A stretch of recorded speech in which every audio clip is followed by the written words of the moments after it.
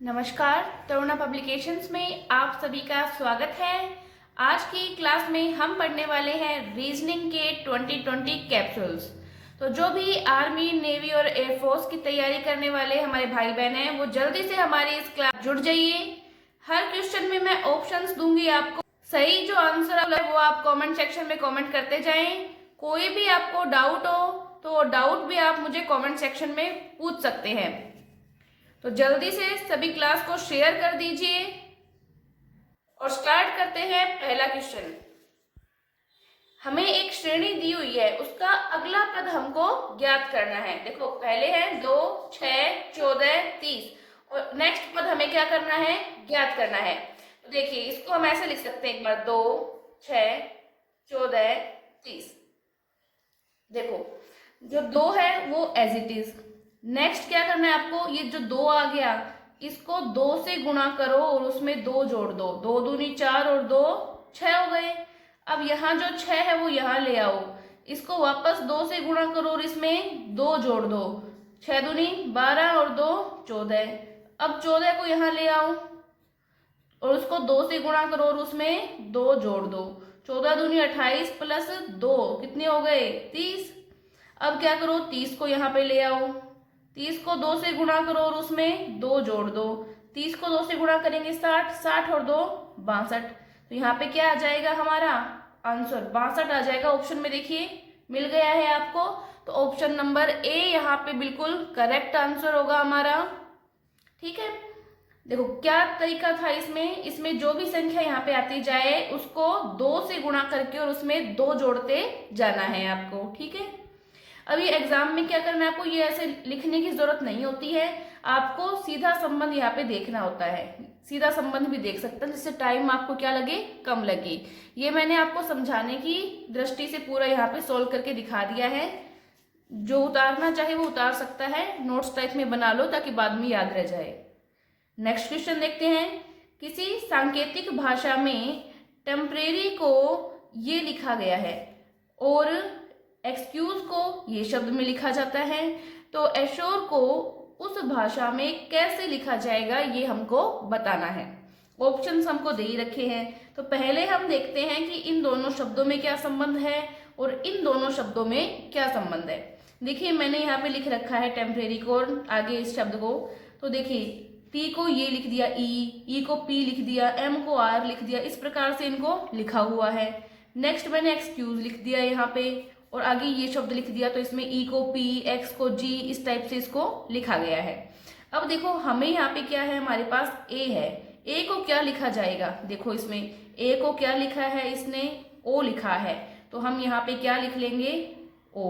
Okay, आगे क्या है एस, ये देखिए एस, एस को क्या लिखा है, इसने एक्स लिखा है, तो एस की जगह एक्स लिख देंगे। वापस एस है तो वापस एस की जगह हम क्या लिख देंगे, एक्स लिख देंगे। अब क्या है हमारे पास यू, यू को क्या लिखा है, इसने वी लिखा है। देखो इसको मैं बॉक्स में बना देती हूँ ताकि आपके समझ में आ जाए। तो यू की जगह हम क्या लिख देते हैं, वी लिख देते हैं। अब आगे क्या है आर, तो आर को इसने क्या लिखा है, एम लिखा है।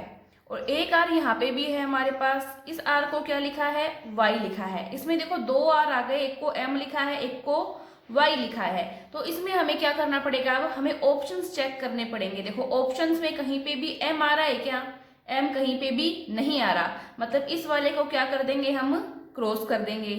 वाई जरूर आ रहा है हमारे पास ऑप्शन में, तो हम क्या कर लेंगे, इसको ले लेंगे। ठीक है, तो आर की जगह हम क्या लिख देंगे, यहाँ पे वाई लिख देंगे। आर की जगह क्या लिख देंगे, वाई लिख देंगे। जब भी ऐसा कोई कंफ्यूजिंग सवाल आ जाए तो आप हमेशा किस पे चले जाएं, ऑप्शंस पे चले जाएं, वहां से आपको ये क्लियर हो जाएगा। नेक्स्ट हमारे पास यहाँ पे क्या है, ई है। ई को देखो इसने क्या लिखा है, यहाँ पे पी लिखा है। ई को क्या लिखा है, पी। देखो ई यहाँ पे भी है, इसको भी इसी ने पी ही लिखा है। एक यहाँ पे भी है, इसको इसी ने पी ही लिखा है। तो ई की जगह हम क्या लिख देंगे, पी लिख देंगे। तो हमारे पास ये वर्ड बना है। ठीक है, O X X V Y P, ये मिल रहा है आपको, बिल्कुल मिल रहा है। बी ऑप्शन में मिल रहा है आपको ये वर्ड, तो बी ऑप्शन यहाँ पे हमारा करेक्ट होगा। ठीक है, तो इस प्रकार दोनों शब्दों में संबंध ज्ञात करके और तीसरा शब्द भी हम फाइंड कर सकते हैं। देखते हैं नेक्स्ट क्वेश्चन, क्वेश्चन नंबर 3। देखिए इसमें क्या है, 27 का 30 से संबंध देखते हैं हम। 27 में 3 जोड़ेंगे तो कितने आते हैं हमारे पास?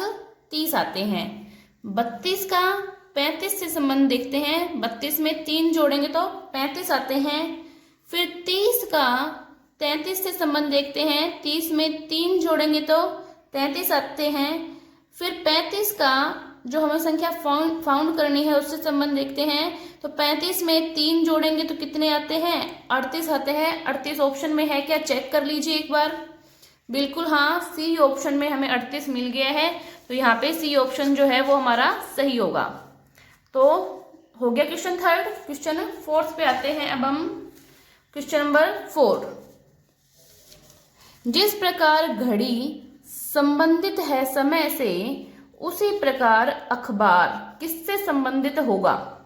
देखो, घड़ी में क्या देखते हैं? समय। अखबार में क्या देखते हैं? समाचार। तो कुछ भी सोचने वाली बात नहीं थी। ऑप्शन नंबर बी जो है हमारा वो बिल्कुल करेक्ट है। नेक्स्ट क्वेश्चन देखते हैं, क्वेश्चन नंबर 5। यहाँ पे हमें म्यूजिकल दिया हुआ है, इसका संबंध इस शब्द से है।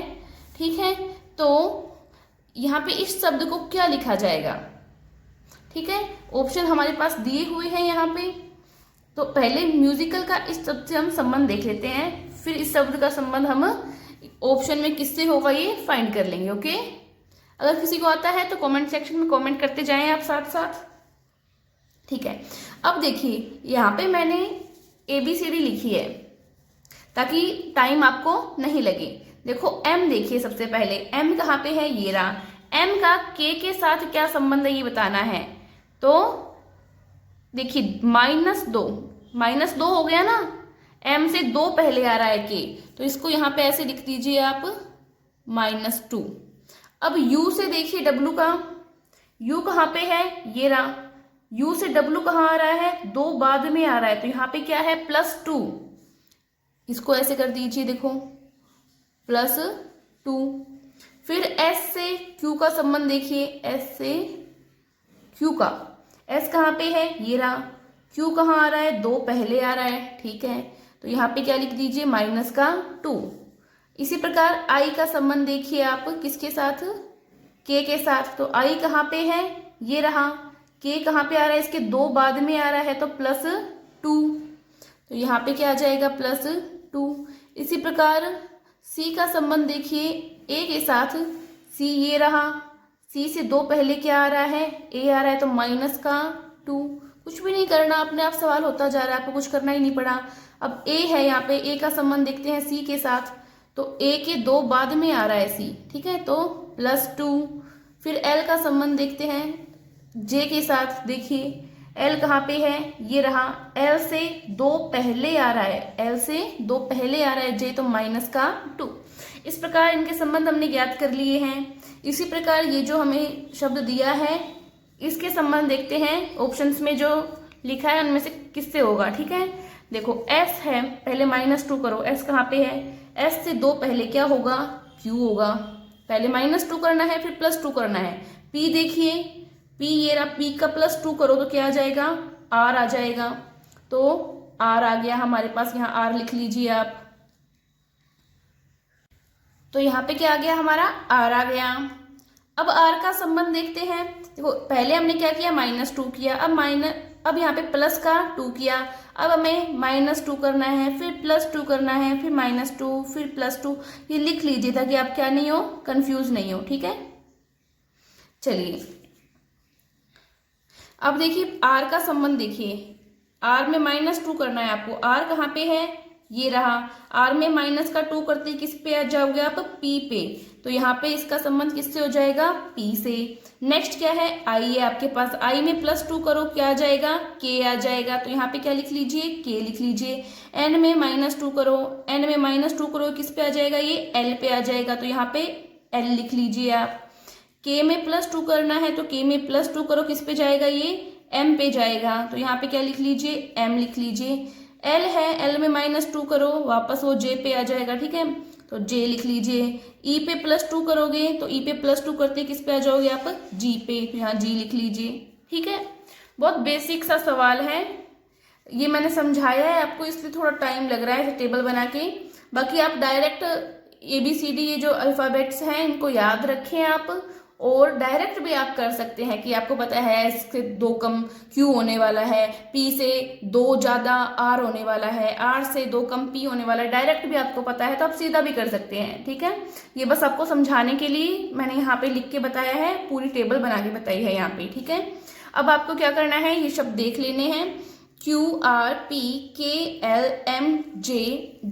ये कहीं पे आ रहा है क्या हमारे ऑप्शन में? बिल्कुल आ रहा है, ये रहा पहला जो ऑप्शन नंबर ए है, उसी के अंदर हमें ये शब्द मिल गया है, मतलब हमने क्या किया है, सवाल को सही किया है। अब नेक्स्ट क्वेश्चन पे आते हैं, क्वेश्चन नंबर 6। सोहन अपने घर से पश्चिम की ओर 15 किलोमीटर चला। जैसे जैसे बोलता जाए वैसे वैसे आपको करता जाना है। ये मान लेते हैं हम किसका घर है, ये सोहन का घर है। ठीक है, किसका घर है, ये सोहन का घर है। सोहन यहाँ से चलता है अपने घर से। ठीक है, किधर चला वो, पश्चिम में। तो पहले आपको दिशा पता होनी चाहिए, यहाँ होता है पश्चिम, यहाँ होता है पूर्व, यहाँ होता है उत्तर, और ये होता है दक्षिण। ठीक है, दिशा में कंफ्यूज नहीं होना है आपको। तो वो पश्चिम की तरफ चला, मतलब इस तरफ चला। वो कितने किलोमीटर चला, 15 किलोमीटर। तो लिख लीजिए साथ में ताकि भूले नहीं।